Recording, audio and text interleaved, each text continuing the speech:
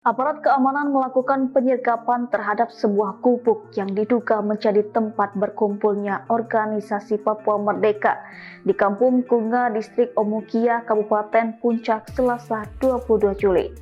Informasi yang diterima menyebutkan dalam penyergapan tersebut para anggota OPM berhasil melarikan diri. Diduga salah satu dari mereka terkena tembakan karena ditemukan kain yang terdapat bekas darah di lokasi kejadian.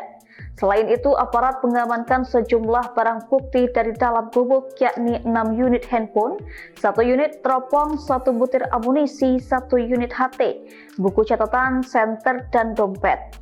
Pengejaran terhadap para anggota OPM yang melarikan diri masih terus dilakukan aparat keamanan.